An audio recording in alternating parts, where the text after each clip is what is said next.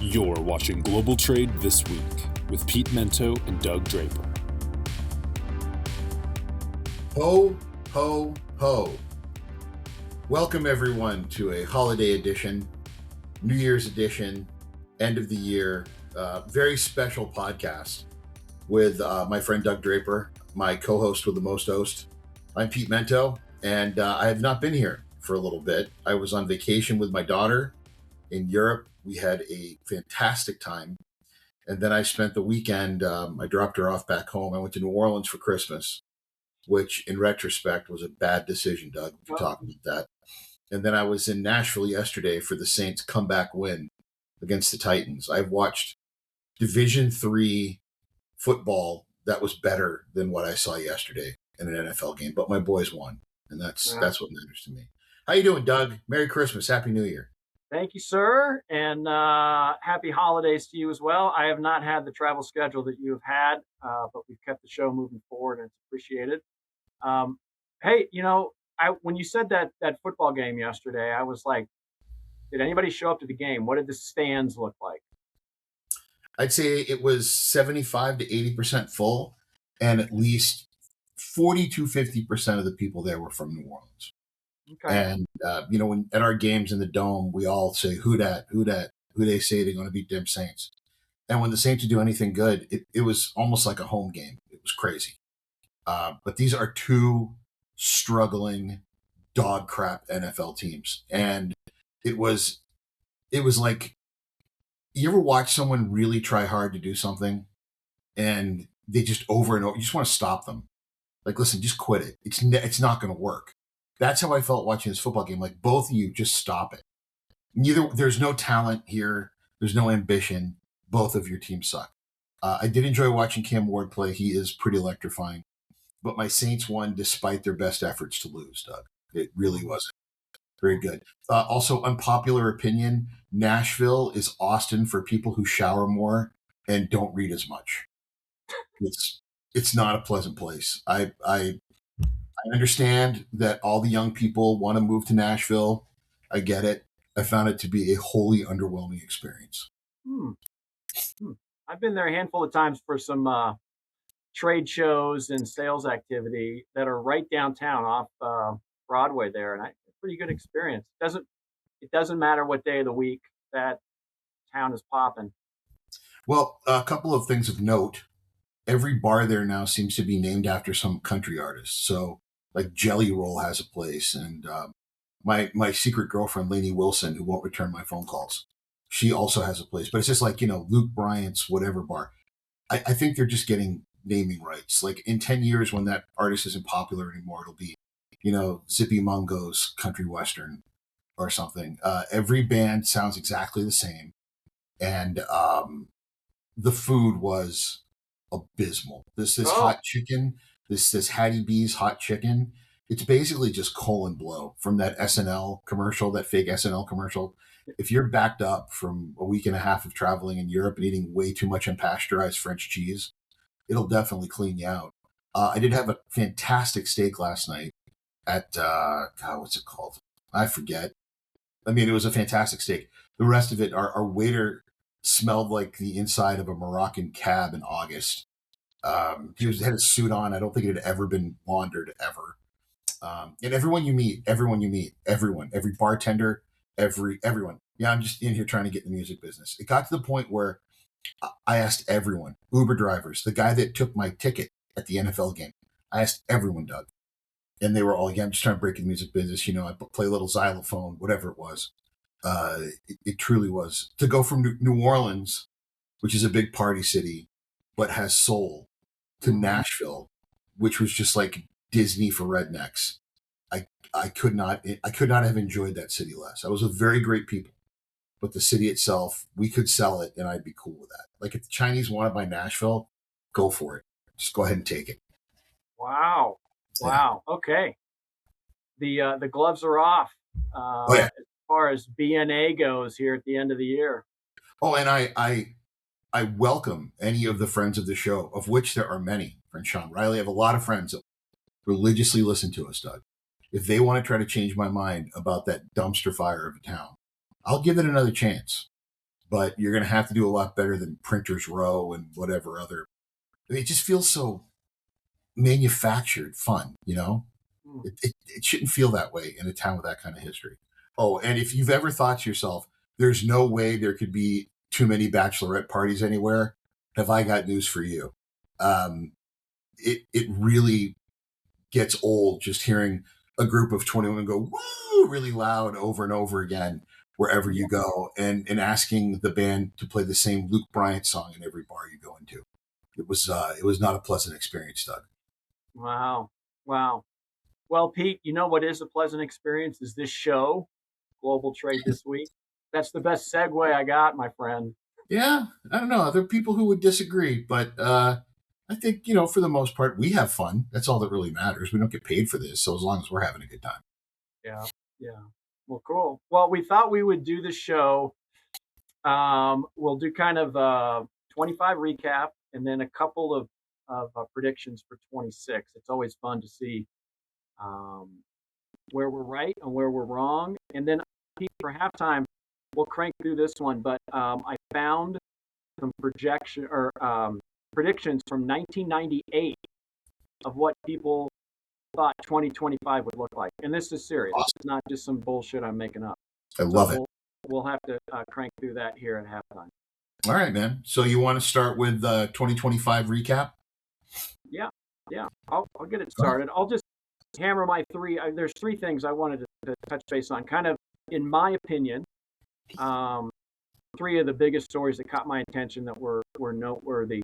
And this is just Doug Draper's take on it, right? You go into the top 15 trends for 25 or the big stories, but these are the three that came to mind. The first one is tariffs, obviously, right? I'm not going to get into that, the ebbs and the flows. That is the story. It doesn't matter what you think of. It dominated the headlines for sure this year. And we talk about it all year, so I'm not going to go into the highs and the lows and what happened in April. And so actually I will, Pete, real quick.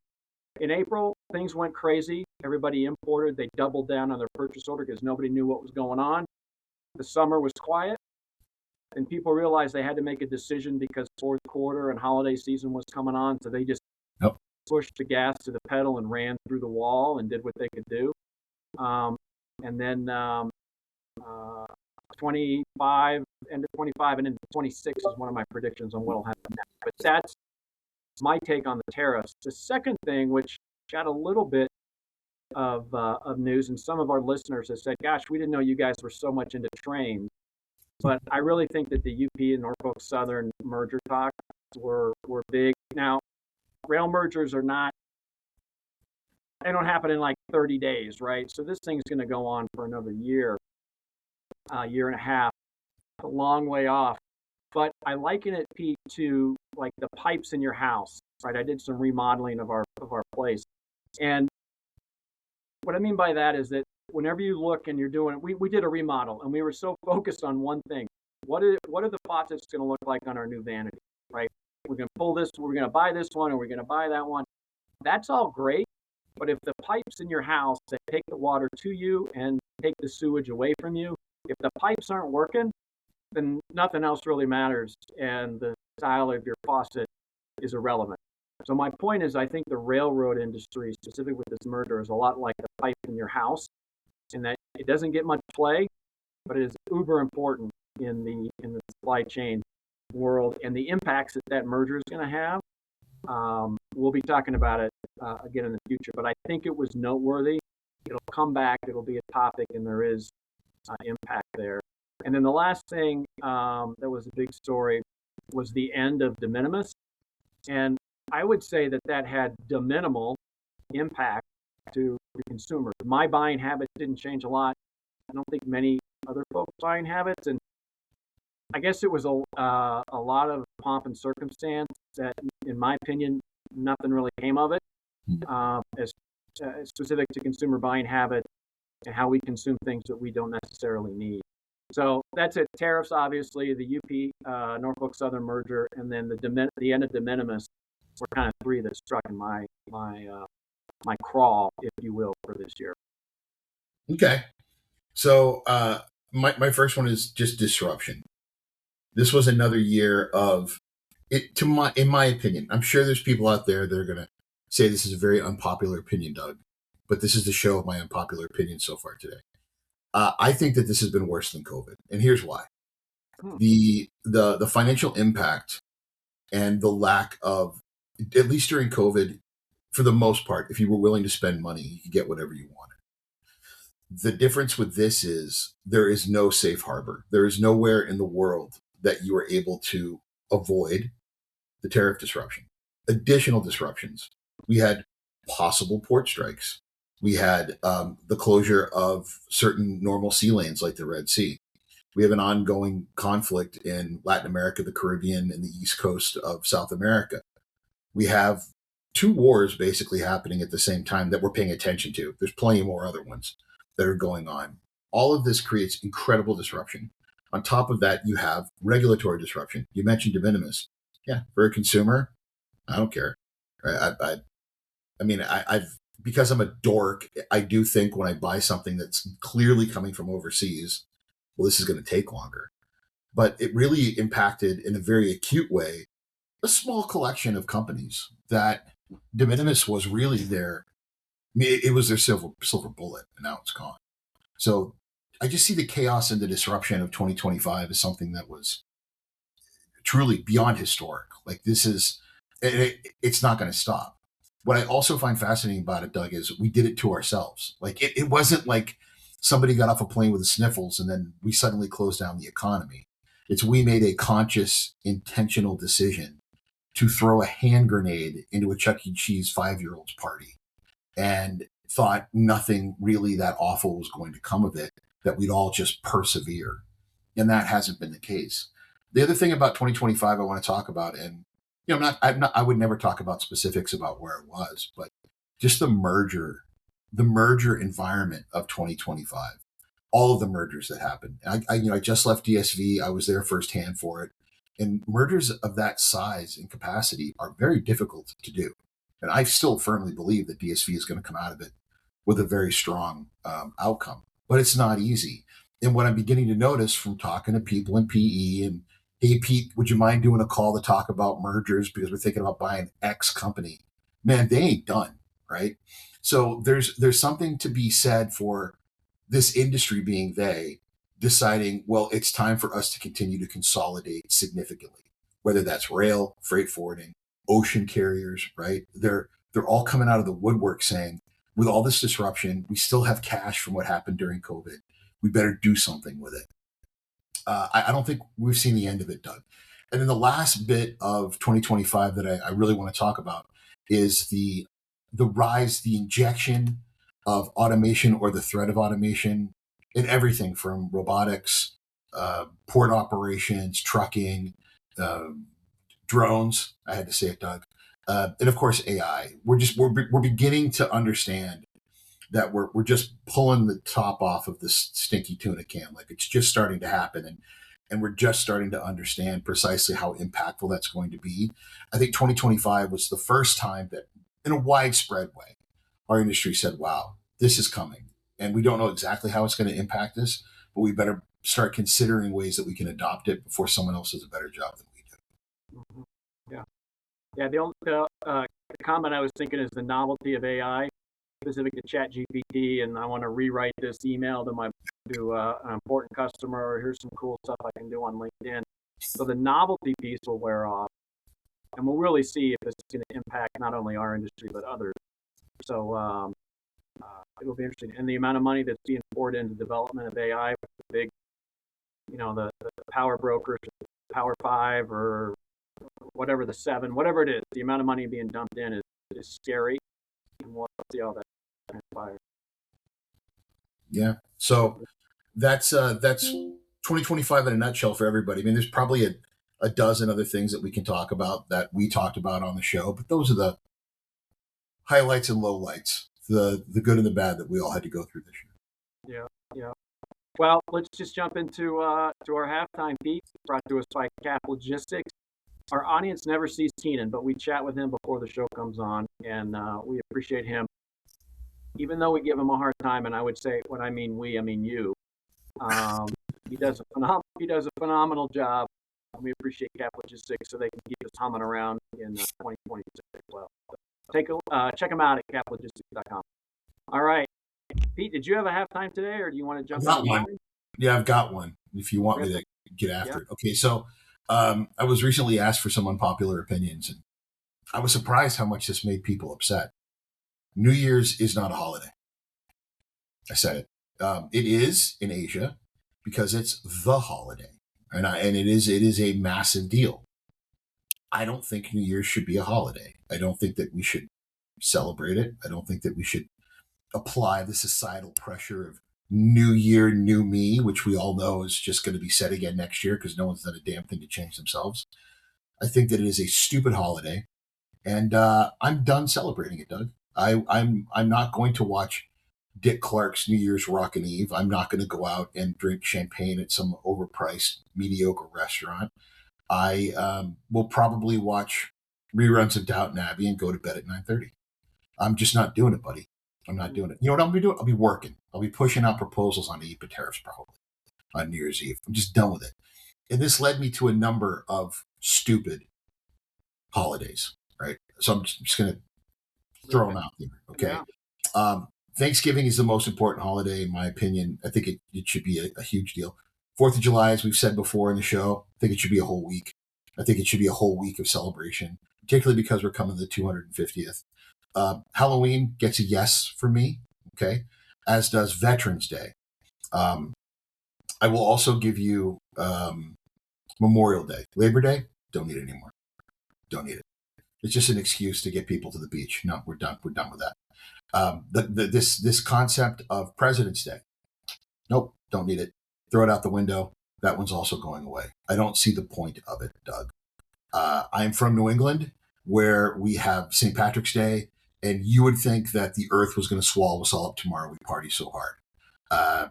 I put that in the same line as what used to be like Columbus Day for Italian Americans. We took it very seriously. Now you'd be hard pressed to find one that gave a damn about it.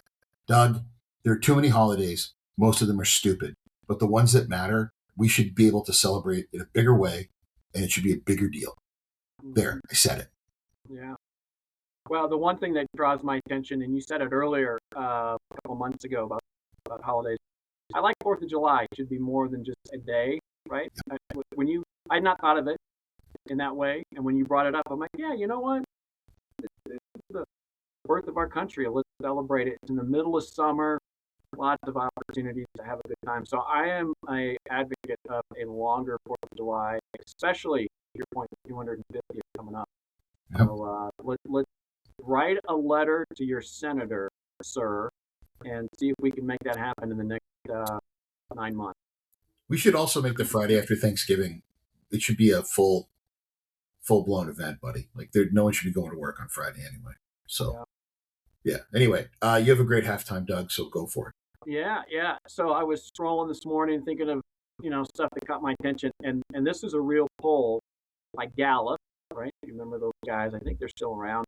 So they did this poll in 1998, and they asked, there was like 1,000 people they literally called, because most people had landlines back then, and asked for predictions for 2025. So here's a few of them, and a few of them are like, wow, okay, America got that right. So this is most Americans, right? It didn't give a percentage. Most Americans said by 2025 we'd have a black president. Check that box. Got that one. Yep.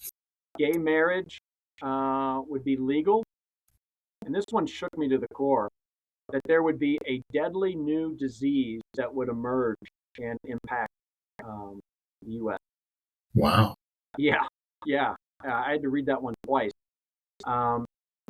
So that's interesting. So here's a couple. 2/3 of the people that were talked to thought that there'd be a female president by 2025, that there would be a cure for cancer, and that most people, well, not most, there would be routinely, how do they word this thing? I didn't jot it down directly, but people would be living to 100 would be more routine than it is now. So cure cancer, live longer, female president. This last couple here, Pete, pretty interesting. 80% of the people that were interviewed in 1998 said that by 2025, there would be less personal privacy, which is just, I mean, check that box for sure, Yeah, right? absolutely. And the last thing I'll say is that everybody thought that there would be more healthcare options that would also be more affordable. So affordable and healthcare obviously is not the case. But of all of those things, a deadly new disease would emerge and impact America. That one was crazy. That is nuts. Well, think about it, Doug, right? We came close twice to having a woman as president. Yeah. Very close. So, and then cures for cancer. We have a lot of cancers that we do have cures for, but the ones that people are mostly dying from. And that living to 100, for a while we were really extending American life cycles, but now it's kind of stopped. We're not going in the right direction like we used to before. I think I've talked about on the show before. There's an Instagram I love to watch called Tommy Loves Retro. Have I talked about that before? No, I've not heard of it. It's newsreels and it's old 1950s and 1940s sort of, everything from, oh, you're going over to the UK as a GI. Well, here's how we really need to act while we're over there so that you can understand what it's like to being British. To one I watched that was a 3-part series on, how to get your husband to buy you the kitchen of your dreams. But looking at how people looked at what America would look like 60 years ago, 80 years ago, I think it's fascinating compared to where we are today. I have to stop myself sometimes from not getting caught up in thinking about things like my daughter has never lived in a world where rotary phones were normal. Like she never lived in a world where you had 3 television stations. She never lived in a world where it was a big deal to have a color TV. She's never had a record collection. She's never had a CD or a tape collection. She's never been a person who just turned on the radio and whatever the hell came on, she listened to it. She does not remember a time when you didn't stream your entertainment or when you didn't just pick up your phone and order whatever the hell you wanted to eat, right? I mean, the reason we ate so much pizza in my house is because they delivered. That was one of the few things that delivered was pizza. And then one more that got me was my daughter's never had an excuse to be lost. She's always had a phone that told her where she wanted to go. But then I think about, and I know I'm taking up a lot of time on this, Doug, but I think about if I were to ask my grandfather, like, what's the big difference between, he lived to 87, right? What's the big difference between when you were young and, my God, the things that he would say to me, you've always had a microwave as an example. I think that used to drive him crazy. The idea that we had ice all the time always blew his mind. Like, wow, you just got ice all the time. The idea of having a house full of groceries. My great grandparents bought what they were going to eat that day. It's just how things work, Yeah. Just the differences generationally. So I wonder if we did that same Gallup poll today and we asked questions like, will there be a woman president in the next 50 years? It'd be like 99%. Yeah, it's probably going to happen. Will there be a disease? 90 something percent would be like, probably. I mean, we just went through one. It wouldn't surprise me. So I think that those were very prescient questions. And the way they were asked, I wish we had numbers in like 1968 and 1948 to see what the differences are. But to me, looking at all those, Doug, it made me feel like we should be more hopeful of the future. Because back then, some of those answers would have been pretty crazy to slap at a dinner party. Now we just accept, a woman can be president. Why not? We almost had 2 of them. Eventually it's going to happen. With the changes in technology, if Doug, with the way you live your life and how healthy you are, if you don't make it to 100, I'll be shocked. If I make it to 60, we're all going to have a party. It doesn't surprise me. Like Keenan's 17, 18 years old, right? So very healthy guy. It wouldn't surprise me at all if he made it to 100, but I'm talking too much about this. I find it to be a fascinating topic. Yeah. It is for sure. All right. Cool. Well, I'm going to get this thing started for second half about predictions, my friend.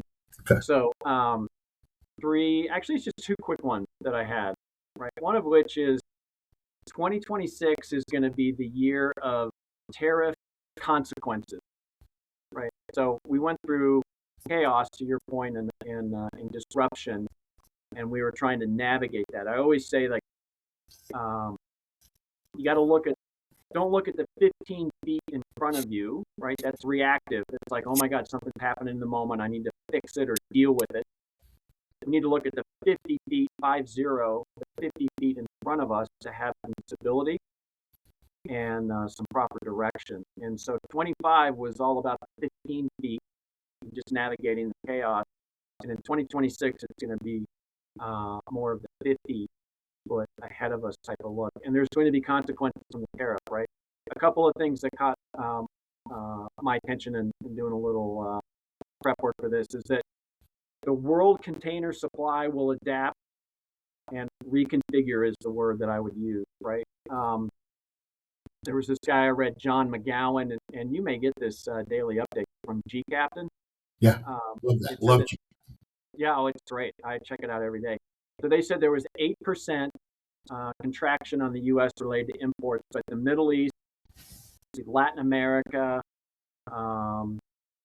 Middle East, and Africa all just exploded with volume, right? And so we're not the only consumers in the world.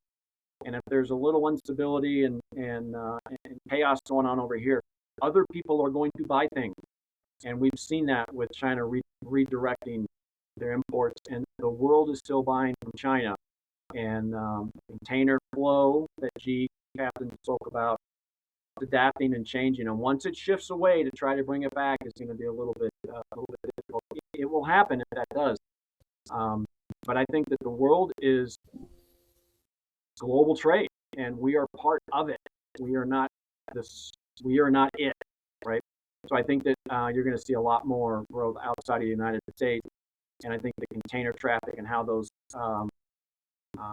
the ebbs and flows of that come to fruition. So that's one.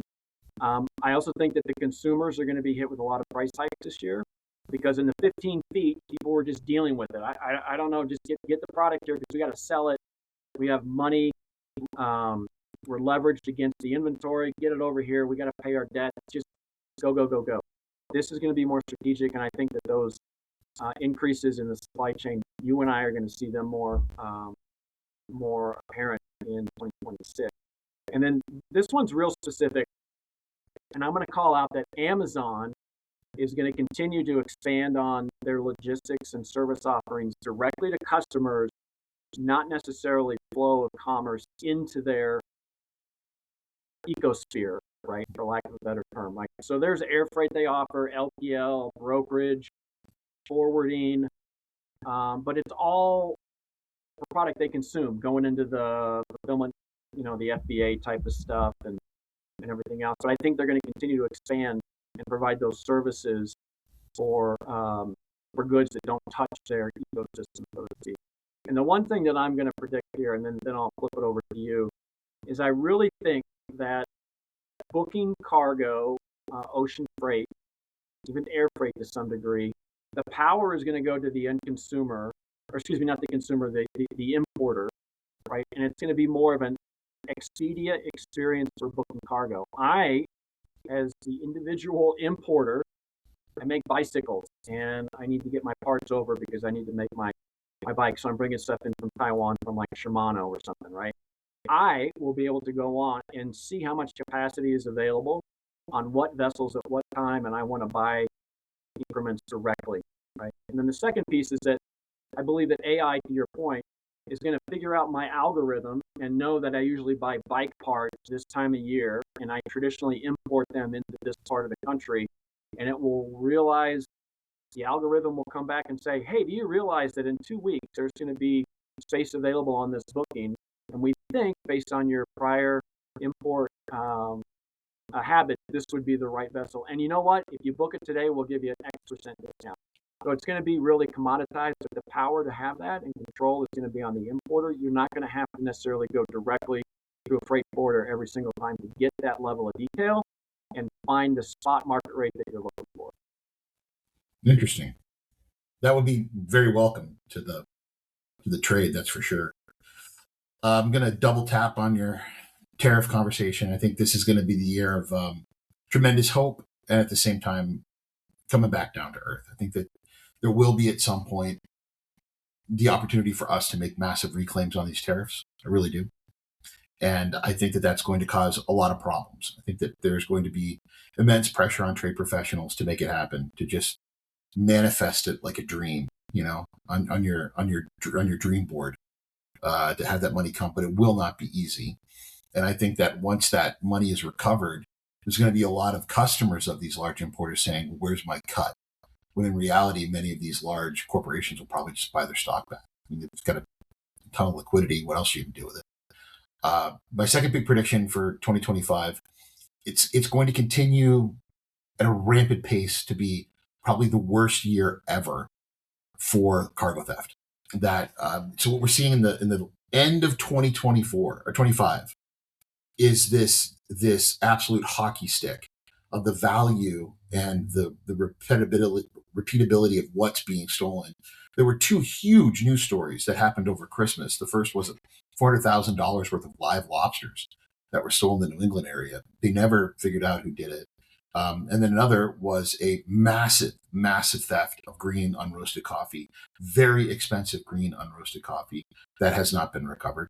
A friend of mine put it up on LinkedIn, and then all these coffee importers I know were like, "Yo, what's up with this?" Because these things happen repeatedly. Like, they go after one coffee guy, they go after the other. So can you find more out about this? I think we're going to see a lot more cargo theft, very sophisticated cargo theft, more than ever before. And it's going to be bad enough that our industry is going to start paying attention to it the way that they have it in the past. Meaning the freight forwarding, logistics, transportation industry, it's going to rise to other things. And here's my bold prediction, Doug. I think that you're going to see the technology that has been so deeply invested in, much of which failed, but the ones that have survived in the Logitech space are going to actually live up to the promise of things like you just mentioned. I think that there is a narrow window starting next year through 26 and 27, where you're going to start seeing more and more importers and exporters removing themselves from the ecosystem of the middleman, using the technology that's out there to go around truck brokers, to go around NVOs and freight forwarders, to go around customs house brokers, and actually take more of that responsibility onto themselves. And I think that it will be probably in the news. We'll probably end up talking about it on the show as more and more companies do it.